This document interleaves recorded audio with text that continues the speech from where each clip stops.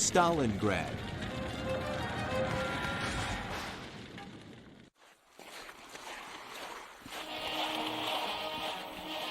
(1942)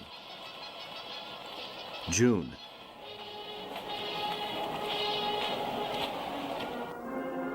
In June, the Eastern Front extended from the besieged city of Leningrad, on the coast of the Gulf of Finland, west of Lake Ladoga, to the eastern coast of the Azov Sea, near Rostov.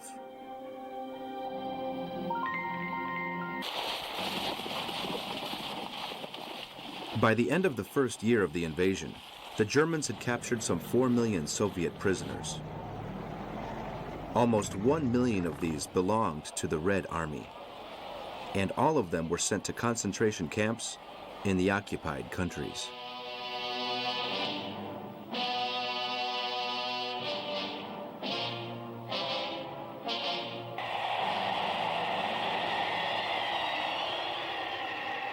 During this time, the commanders of the Third Reich had seen the terrible consequences of General Winter, which, besides paralyzing motorized units, had caused the deaths of thousands.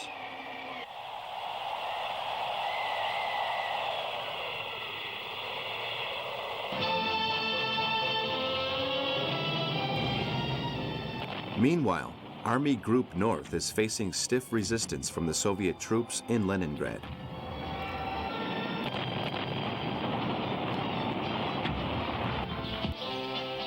Army Group Center maintains its positions with the intention of attacking Moscow again, while Army Group South has occupied most of the Ukraine and the Crimean Peninsula.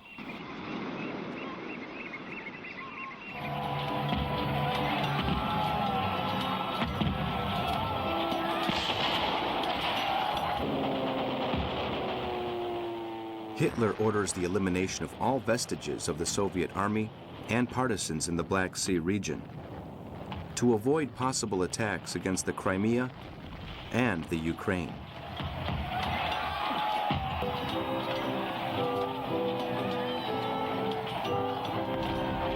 The conquest of the Caucasus, with all its natural resources, the banks of the river Volga, and Baku on the Caspian Sea, are Hitler's immediate objectives.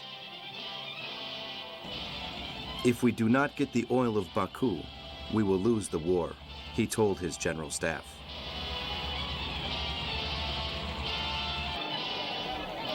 Hitler believes that depriving the Red Army of these resources will force it to capitulate. But some of his generals do not share his optimism.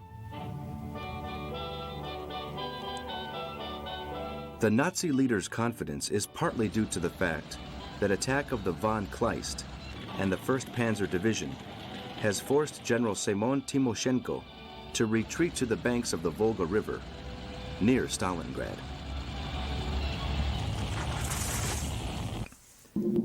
To carry out the summer offensive, the Führer has concentrated an important number of troops to the east of Kharkov, Kursk, and Orel. They will have the task of defeating the Soviet armies of the south and taking the rich region of the lower Volga. His plan of attack, which some of his generals believe to be seriously flawed, consists in dividing his forces along a front of more than 2,000 kilometers.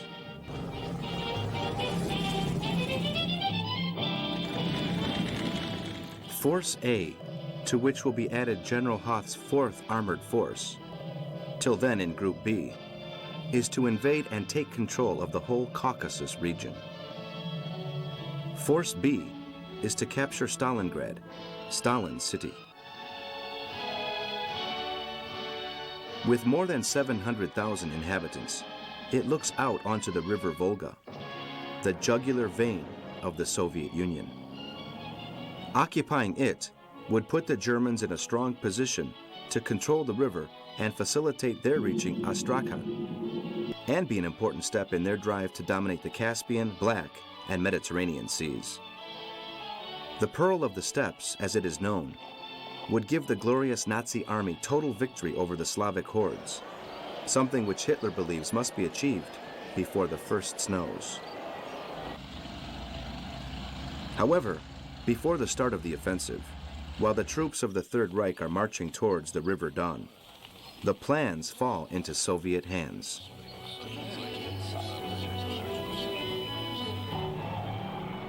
General Victor von Schwedler, commander-in-chief of the 4th Infantry Division, part of the 6th Army under the orders of Friedrich von Paulus, makes public his fears about the proposed strategy. He believes that in the event of the enemy commands suspecting the plans, deploying all the forces in a right angle, whose apex is Stalingrad, could lead to them being surrounded by the Soviets, which would have serious consequences for the Wehrmacht.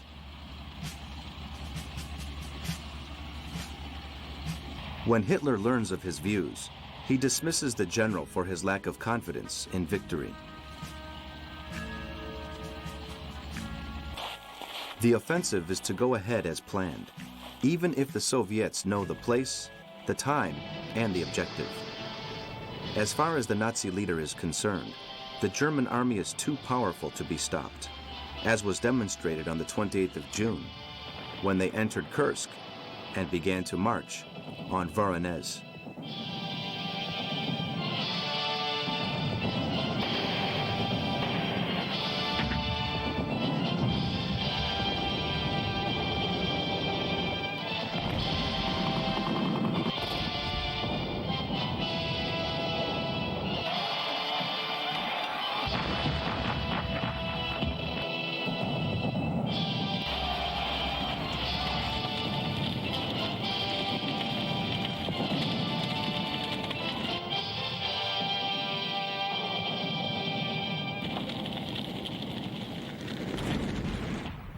July. By the start of July, the soldiers of the Third Reich have taken Voronezh, and the Second Hungarian Army are positioned in the outskirts.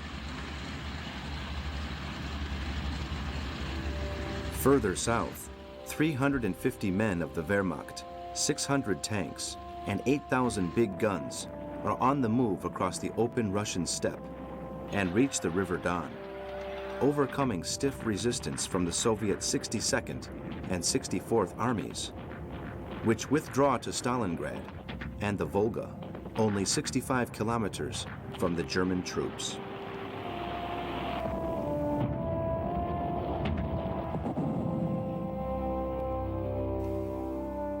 On the 10th, Sebastopol falls, and 90,000 Soviet soldiers are made prisoners. The enthusiasm at Nazi headquarters grows upon learning that the opposition in the Caucasus is weaker than expected. On the 19th, Stalin urgently meets with his general staff in the Kremlin to analyze the situation. It is imperative that Stalingrad is made ready to resist the German attack. Говорят, что мастера вот таким вещам имеются не только там, в капиталистических. More than 200,000 volunteers work round the clock to construct 4 defensive belts stretching 25 kilometers. One of these crosses the interior of the city.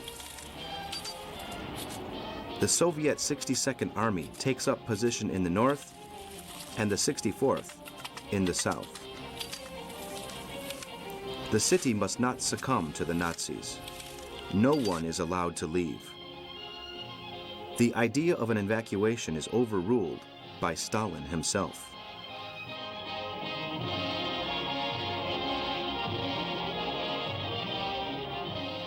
The troops will fight harder for a city that is alive than for one that is dead, he reasons. Stalingrad will be the Wehrmacht's tomb. On the 23rd, the city of Rostov is taken by the German Army's Group A, which crosses the River Don and advances toward the Caucasus. 1 week later, meeting with the OKW, Hitler insists on the great strategic importance of Stalingrad, arguing it will be decisive in the future of the war, and ordering Hoth and his tanks to return to the Caucasus and join Force B.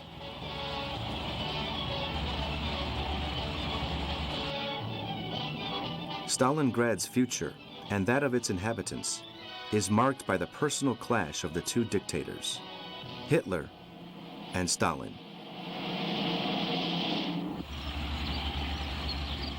August. At the start of the month, von Paulus's troops, with a panzer division in support, attacked Kalach and then Kalachiskaya and Dubovka, establishing a number of bridgeheads on the east bank of the Don. But the lack of fuel and supplies begins to cause tensions between the German commanders. An exasperated General Kleist, head of the First Army, sends a message to the High Command. In front of us, there are no Russians. Behind us, there are no supplies. For 2 months, the German army has forced the Soviets to retreat, inflicting casualties amounting to a third of their men. But now it has to search out the means to solve the supply problem.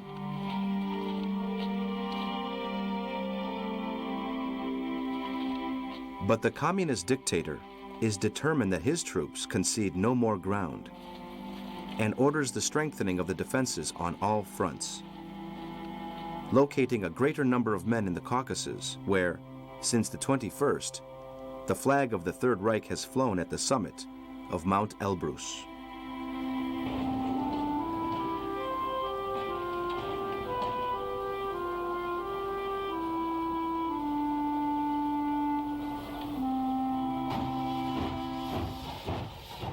Meanwhile, the Germans cut the railway line linking Stalingrad with Moscow, and on the 22nd, Group B, after hard fighting, reaches the banks of the Volga.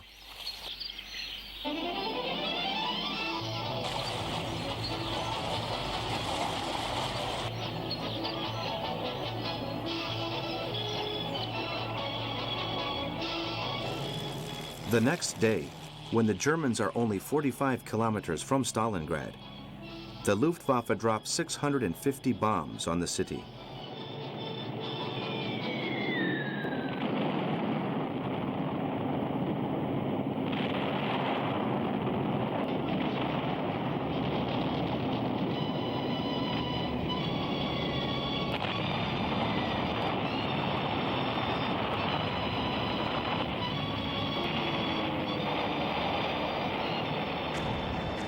The Soviet anti-aircraft guns managed to bring down some planes, but are unable to prevent the Germans dropping more than 1,000 tons of explosives, flattening the city and causing the deaths of thousands of its inhabitants.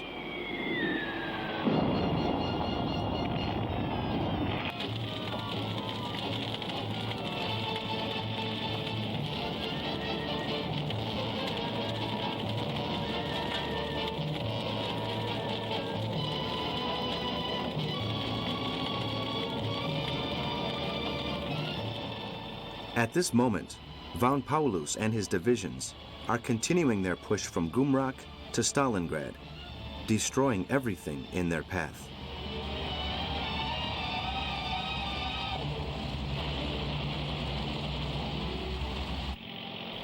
When Wilhelm List, in charge of Army Group A, tells the Führer he considers the scorched earth strategy being carried out against Stalingrad and its surroundings to be misguided, Hitler immediately dismisses him and replaces him with General Paul von Kleist.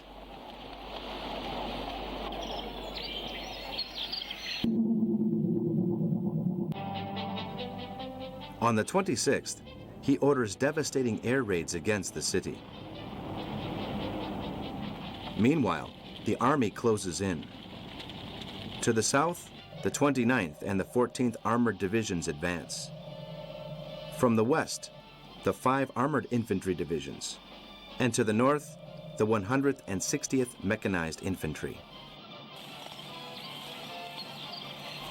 In total, 350,000 soldiers of the Wehrmacht and their allies, 750 tanks, 8,000 artillery pieces, and 1,200 planes confront 200,000 Soviet troops with 350 tanks, 350 planes, and 8,000 artillery pieces defending Stalingrad.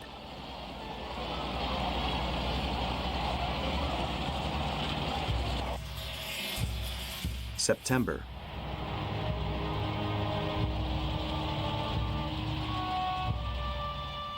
On the 1st of September, the German 6th Army has completely surrounded Stalingrad and appears on the horizon in front of the eyes of the Soviet soldiers posted in the city.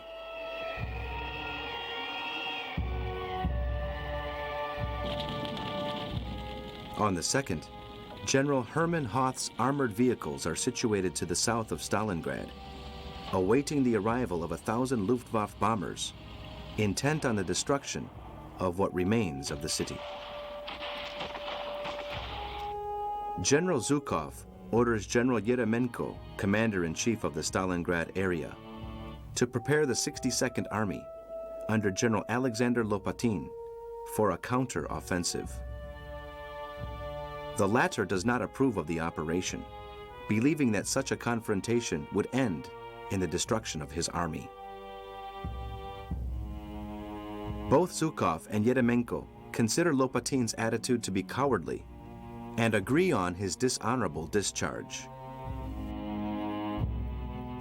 He is replaced by an experienced officer with a reputation for cruelty, Vasily Ivanovich Chuikov, hero of the Civil War. In his first meeting with the head of the Stalingrad Defense Committee, political commissar Nikita Khrushchev, and with other members of the party, he responds to the question of how they are going to save the situation by affirming, "We will defend the city or die in the attempt."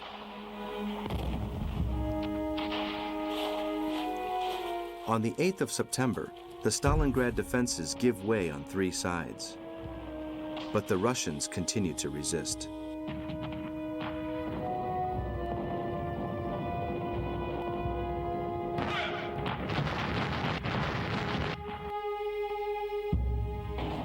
Against expectations, Stalin is able to quickly replace the troops and armored vehicles that are lost, thanks to British and American help and to the Soviet factories that haven't stopped working.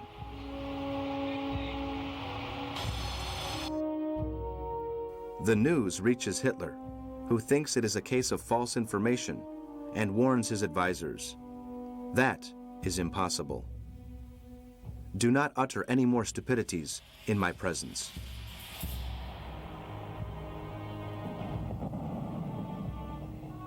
On the 12th, Chuikov crosses the Volga and establishes his headquarters on the hill of the Maamev Kurgan, a Tatar cemetery 100 meters high.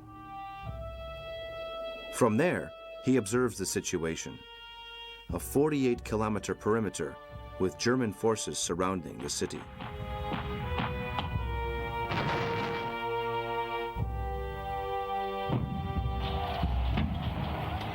Accompanied by his sinister political commissar, Kuzma Akimovich, he increases reinforcements in strategic areas and warns his soldiers that any sign of cowardice will result in immediately facing a firing squad. Chuikov, like the dismissed Lopatin, is not convinced that a battle against the Germans outside the city is the right option. There would be greater chance of success if the German troops were forced to fight on ground, where the Soviet forces had the advantage. He orders the preparation of defenses in houses, factories, and streets throughout the city, placing the best snipers among the troops with the mission of carrying out selective assassinations aimed at undermining the morale of the German troops.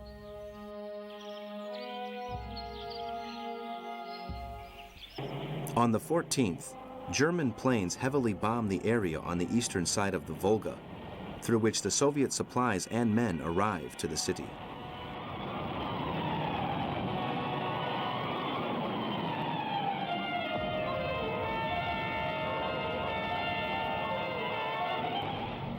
On this day, the Nazi 71st Division bursts into the streets of Stalingrad with the intention of flattening everything in its path. The city limits have been crossed and, in the distance, the German troops can see the eastern bank of the Volga, where the Soviet soldiers and part of the city's inhabitants have taken refuge.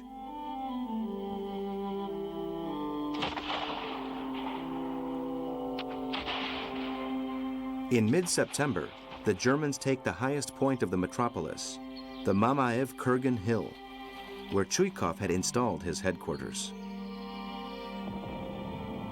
From here, the German artillery has a greater field of vision in which to locate its objectives.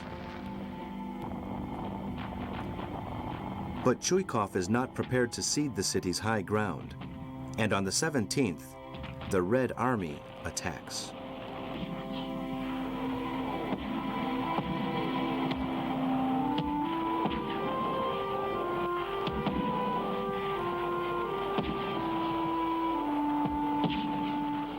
During the whole day, the Katyusha rockets rain down and the infantry attacks. By the end of the afternoon, the Germans have abandoned the hill, and the Soviet army are digging in after having lost 7,000 men in the battle.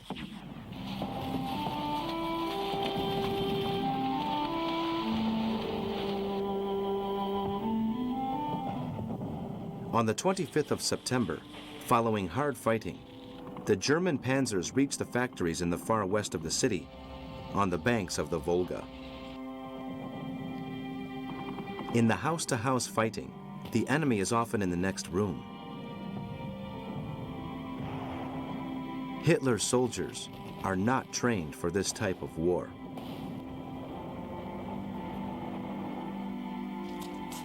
In the destruction and chaos, both sides employ barbarically cruel methods of warfare. Chuikov introduces the tactic of 1 for 1, sending one soldier with a rifle, accompanied by another who's to replace him upon his death, something that is almost inevitable. The Germans, meanwhile, use Russian civilians as human shields in their movements. Von Paulus blames the Führer for his impatience to see the city in ruins, which has led to a situation where his troops find themselves in streets and houses that are merely heaps of rubble, without water or food, facing extremely difficult problems of supply. For the Soviets, however, it is the perfect scenario for their defensive tactics.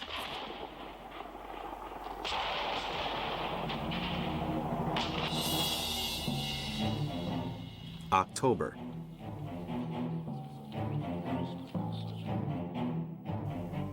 In the part of the Soviet Union occupied by the Germans, the arrests and transportations of Jews to concentration camps continue, and other inhabitants of the towns and cities attacked. At the start of October, Hitler meets Odlio Globochnik, the head of Operation Reinhard, to demand the speeding up of the murder of Jews and to destroy the evidence, notifies him of the suggestion of Dr. Herbert Linden of the Interior Ministry that the corpses should be incinerated.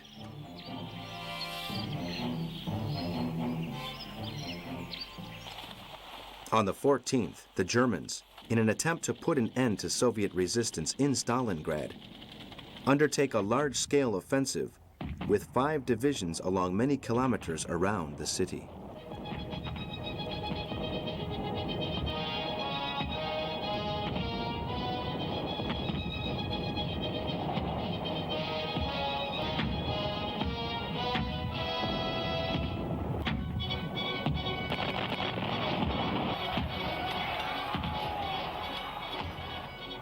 But hiding in their underground shelters, the Soviets kill more than 8,000 German soldiers, while losing 2,000 themselves.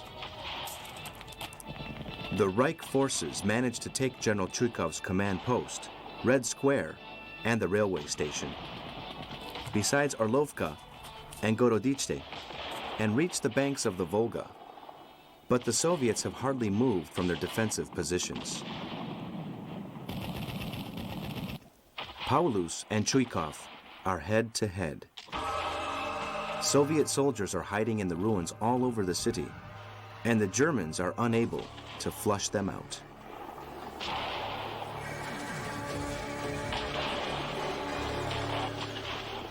Chuikov's snipers continued to cause panic among the enemy.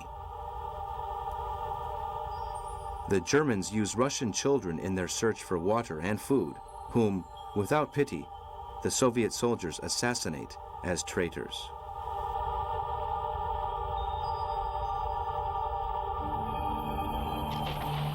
Among the snipers, one name achieved international renown: Vasily Zaitsev, a 26-year-old Siberian, cold, calculating, and expert in the art of camouflage. He alone shot more than 200 Germans and, thanks to press reports of his actions, became a national hero. He also trained other snipers such as his lover Tanya Chernova and Viktor Medvedev, Anatoly Chekhov, and others. Together, they killed more than 3,000 German officers and soldiers.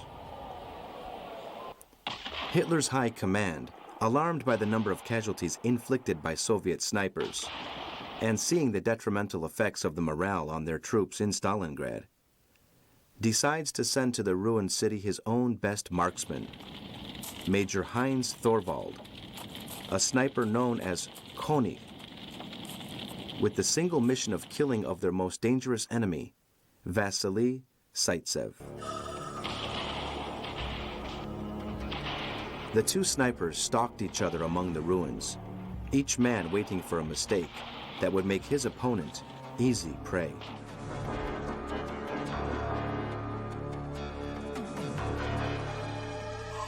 Koenig, to demonstrate his skill and scare the Russians, assassinated two of his friends. This led Vasily to go out in search of his enemy. Mamaev Hill and the Red October tractor factory is the place chosen for the confrontation. Vasily and his friend Nikolai Kulikov devise a plan to find the German marksman.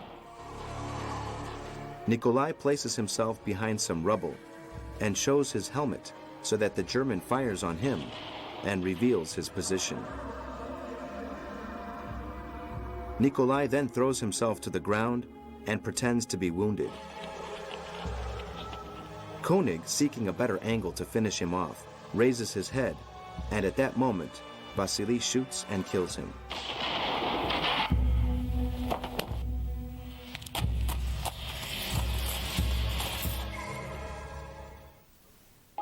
Two months after the start of the Battle of Stalingrad, the Germans control 90% of the city, but are unable to put an end to Soviet resistance. Among the ruins, in rain and snow, there is no let-up in the fighting. General Chuikov, with the characteristic disregard for the lives of his soldiers, begins attacks against specific objectives. Thousands of Soviets are forced to take the selected German trenches.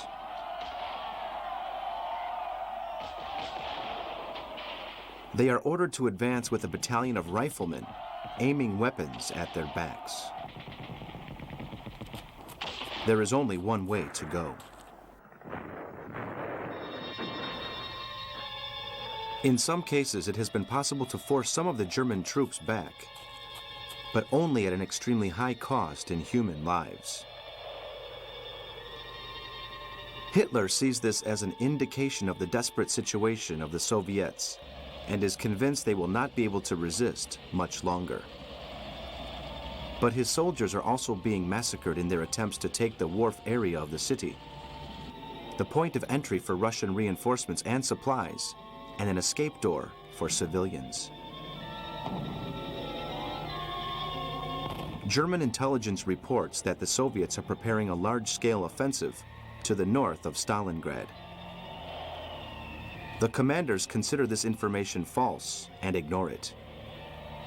What they are most concerned about at the moment is the blanket of snow covering the city and the temperatures that drop to 30 degrees below zero, paralyzing armaments.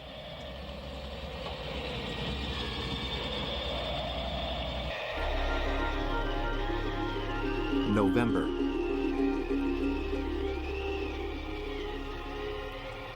At the start of the month, the Germans increased the number of their snipers to face up to the Soviets. But Zaitsev and his group do not halt their assassinations from inside a city that is an open sewer with the stench of death from thousands of decomposing bodies everywhere among the ruins. Rats multiply, and sickness and disease spread inside phantasmagorical Stalingrad.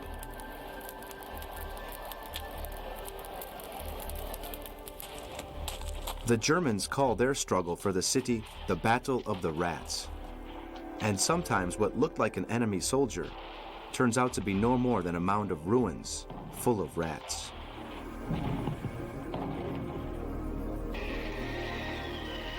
On the 11th of November, in temperatures of less than 20 degrees below zero, the 6th Army launches another intense attack on Stalingrad with assault troops and groups of Stutkas, which attempt to eliminate the Soviet troops entrenched on the eastern side of the Volga.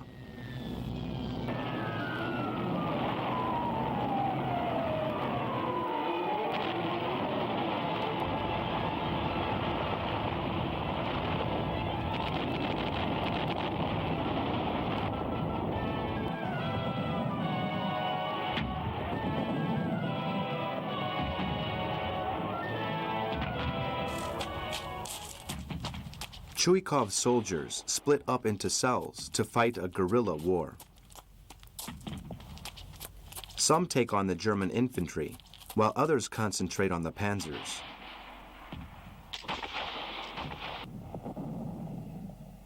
Finally, they are able to halt the German offensive and take control of the center of the city.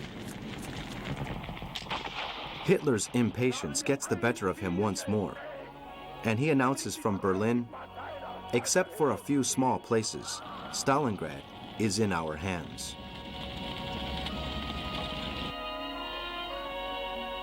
Stalingrad and the Allied landings in the north of Africa occupy the attention of Hitler and his general staff, and they do not pay sufficient attention to the reports that General Georgy Zhukov is concentrating an enormous army to the north, from the outskirts of Voronezh to Elitsa.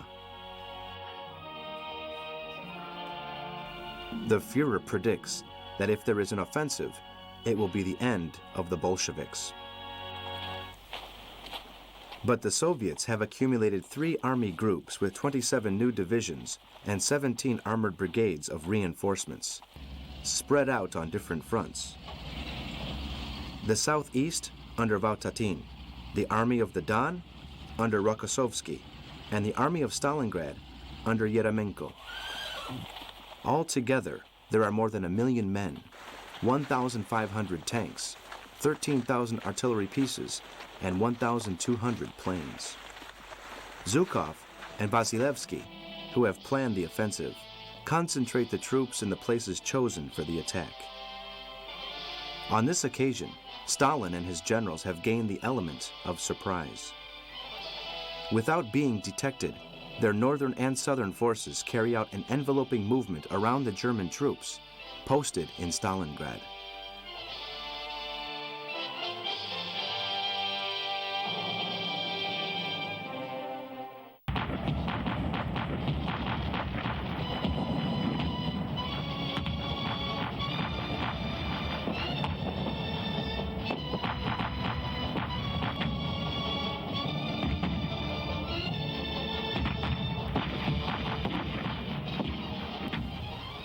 Katyusha rockets rain down on the German lines between Serafimovi and Klestkaya.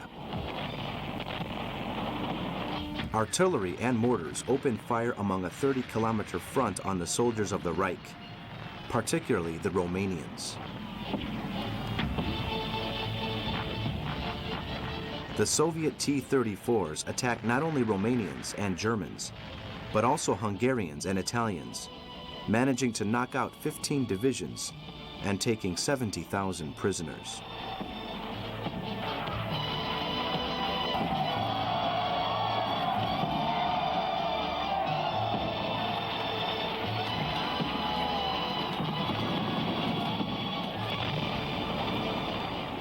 Under this heavy assault, the German lines begin to give way and, in an area defended by 2 Romanian divisions, the Soviets open a breach that becomes a corridor 3 kilometers wide, through which the Red Army rapidly penetrates.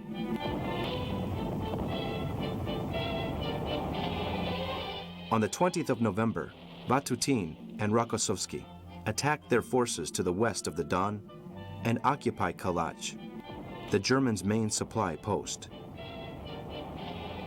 At the same time, Eryomenko positions his troops to the south of Stalingrad to seal off the city and trap the Germans.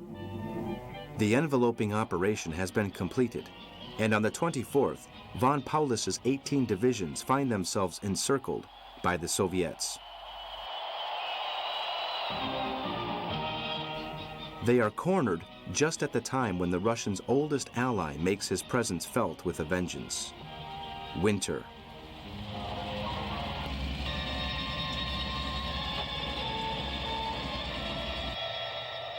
Steppes and cities are covered with a thick blanket of snow. Von Paulus and the 5 chiefs of his army corps agreed to propose to Hitler that they withdraw to the River Don, with the intention of saving their men from disaster. But Hitler, despite the Soviet encirclement, refuses their request and orders them to maintain their positions. General von Seydlitz, one of the 5 chiefs under von Paulus, chooses to ignore the Führer's orders and begins evacuating his sector, where the 94th Division is positioned. The Soviets spot the move and launch the 60th and 2nd Armies against the German troops, annihilating them.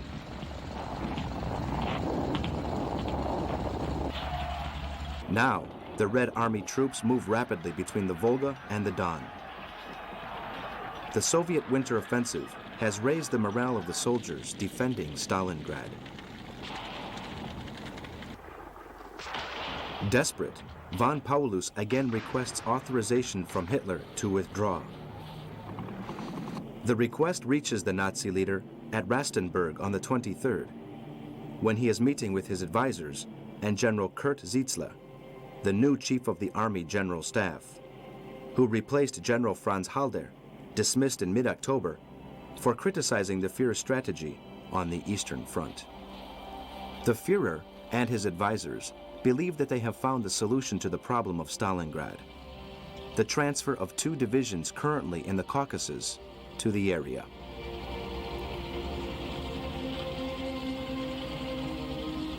Both Field Marshal Keitel and General Jodl agree with Hitler in sending a message to Paulus stating, "We will never abandon the Volga. We must resist in Stalingrad."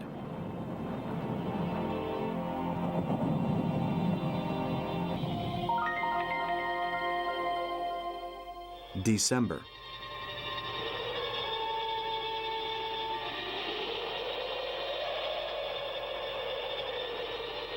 The armies of the Reich increasingly suffer from the shortage of supplies.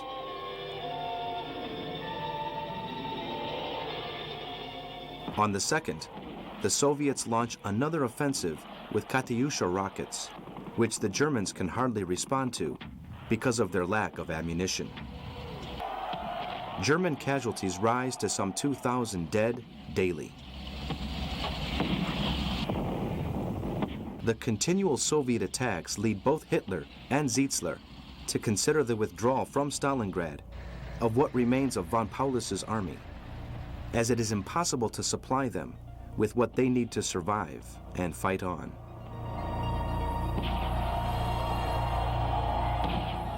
But when the OKW commanders are discussing the problem, Field Marshal Göring turns up, fresh from a holiday in Paris, as opinionated and arrogant as ever. "My Führer, we will take Stalingrad.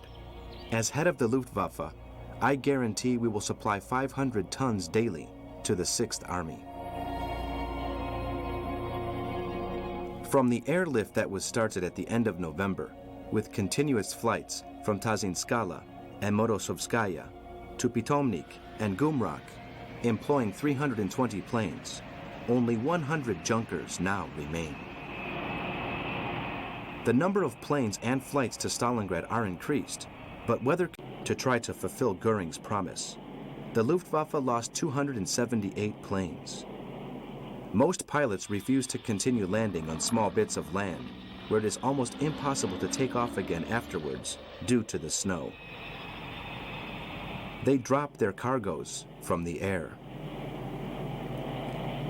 Von Paulus warns Hitler, "If the 1,000 tons of supplies per day we need do not arrive, the catastrophe will be complete."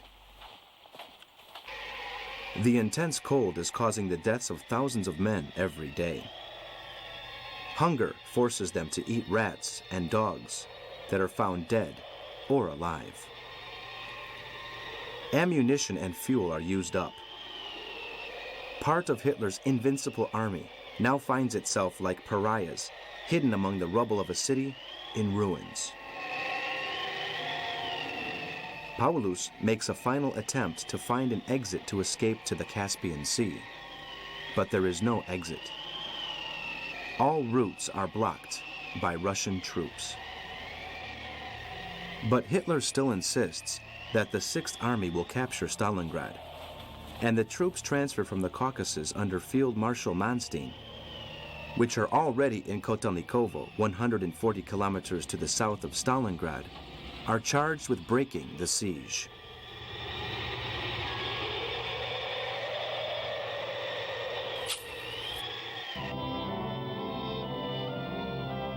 On the 12th, Operation Winter Storm begins, with a panzer division intent on putting an end to the Soviet blockade of von Paulus's Sixth Army.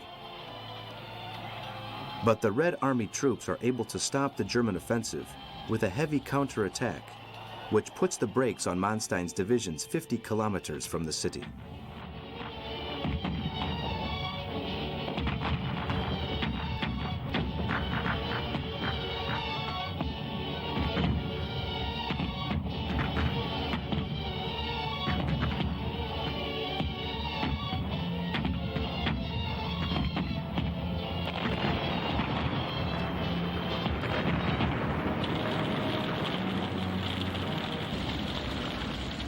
They follow this up with a new attack along the River Don and destroy the Italian 8th Army and the Romanian 3rd.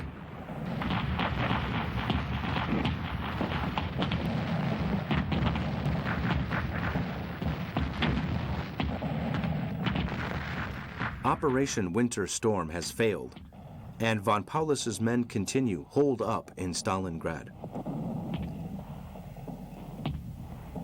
With his men physically and mentally broken, the refined general, looking around at the panorama before his eyes, now realizes that for the Führer, their lives have no importance.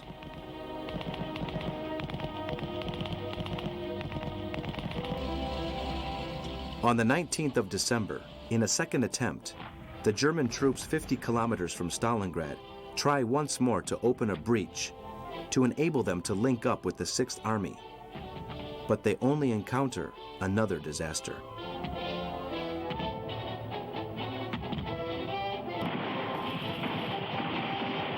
The Soviet commanders continue to call on the Germans to surrender.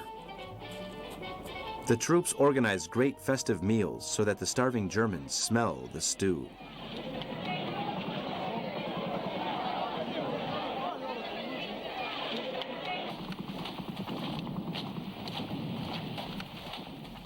At 5-minute intervals, the Soviet loudspeakers announce, "Every 7 seconds, a German soldier dies in Stalingrad."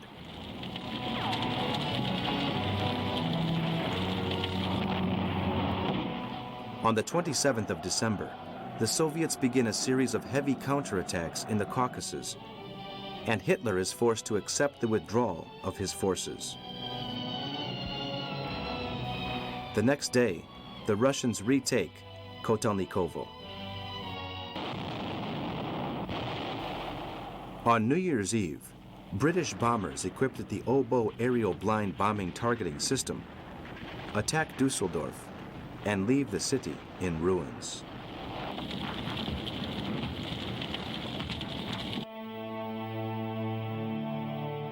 1943. January.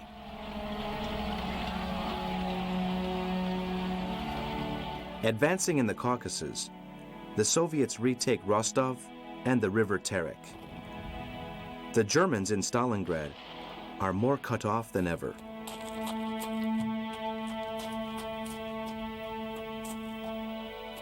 Their discipline broken, some surrender to the Russians and plead in tears for a plate of food.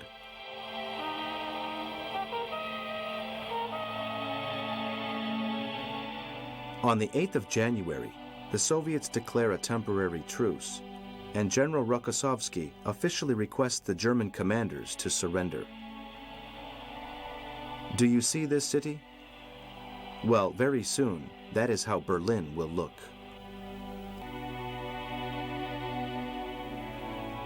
Hitler responds, "Surrender is forbidden." The Sixth Army will maintain its position to the last breath of the last man.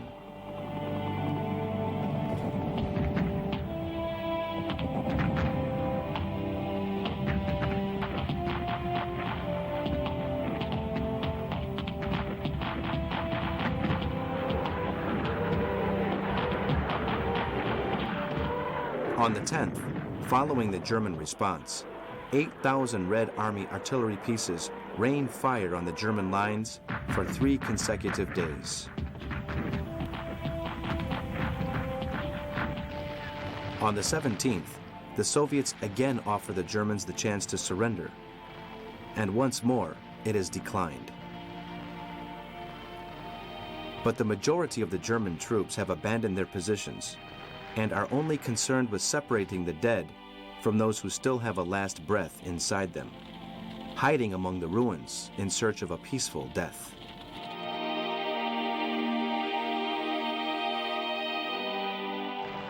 On the 24th, the Soviet artillery begins a massive bombardment of von Paulus's forces, who try to flee through different parts of the city, while the Russian snipers pick them off one by one.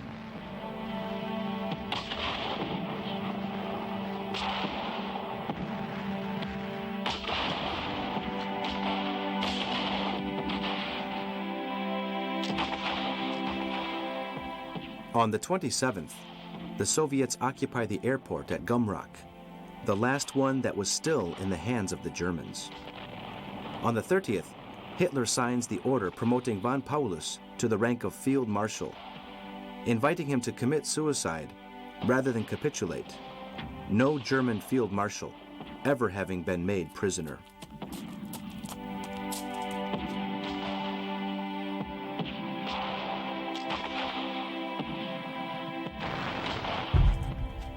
February.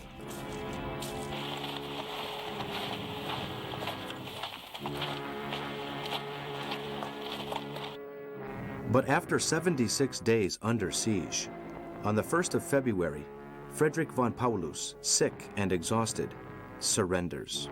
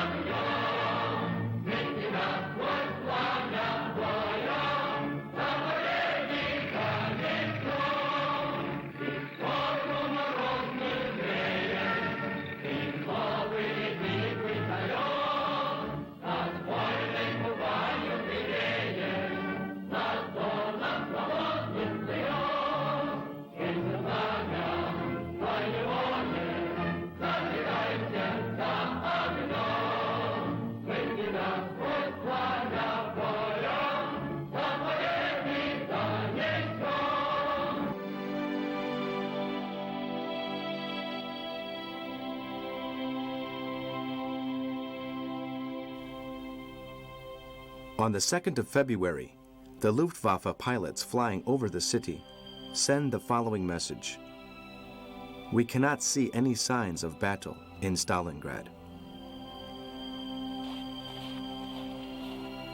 Of the 350,000 Germans that reached Stalingrad, 145,000 died in the battle due to the cold, hunger, and illness. A further 25,000 disappeared in combat, and 95,000 survivors were made prisoners and sent to Soviet concentration camps, where almost all of them died.